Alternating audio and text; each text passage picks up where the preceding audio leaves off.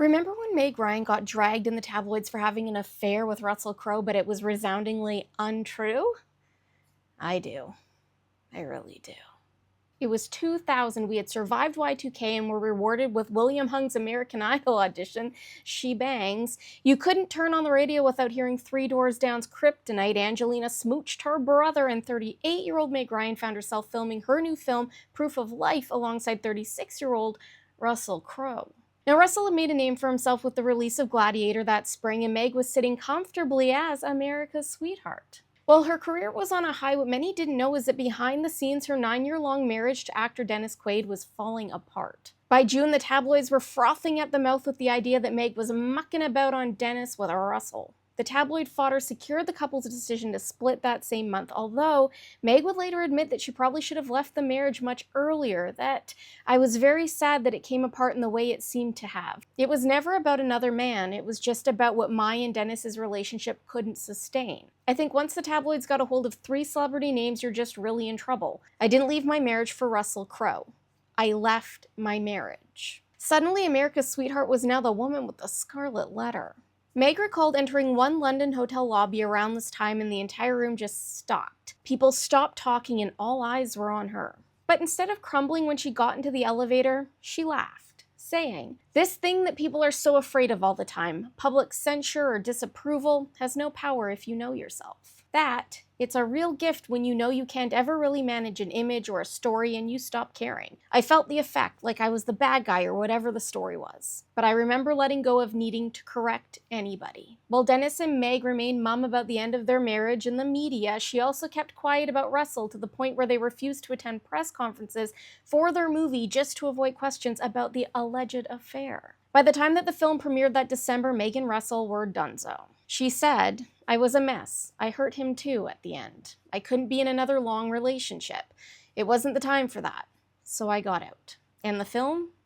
Well, it was a box office flop. And director Taylor Hackford was absolutely livid with Meg and Russell, blaming their rumored affair for the downfall of the film. Taylor claimed that their relationship had an indelible and very destructive effect on the release of the film in the US because the real-life story overpowered the film. When Russell heard what Taylor said, he responded with, "He said that? He's an effing idiot. No, seriously, what a knob." And while he was quite willing to drag Taylor in the media, he tackled questions regarding his relationship with Meg by praising their time together, saying, "The end of her prior relationship had nothing to do with me. Meg Ryan is a beautiful and courageous woman, and I grieve the loss of her companionship." I grieve the loss of her companionship.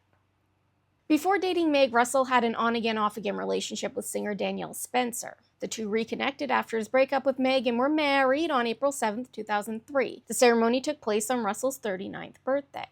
Which, don't do that, you don't get as many presents.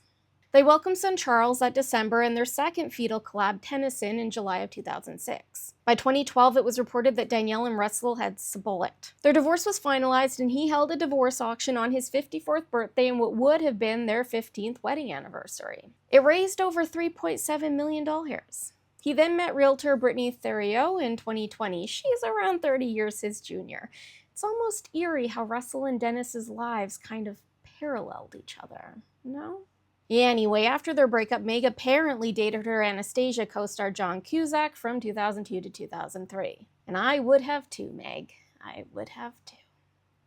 Then Meg decided to try a different type of commitment and adopted daughter Daisy in 2006. She apparently dated Matthew Perry for a few months in 2007 before dating John Mellencamp in 2010. They dated for 4 years before breaking up, but reconciled in 2017 and were engaged to be married. That only lasted for 2 years, though, before they nixed the engagement and called it quits, officially.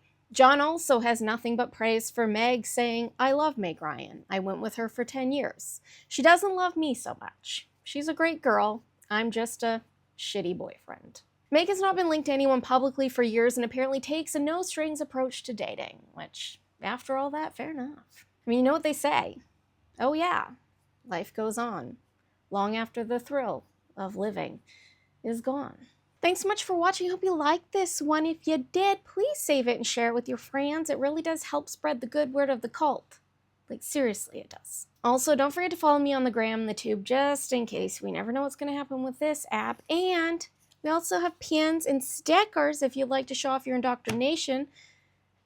Get them over at the Cult of Megs.lol, and we might even have new stickers and pins at the time that you are watching this. Maybe one's about pancakes. Good day, and may the cult be with you.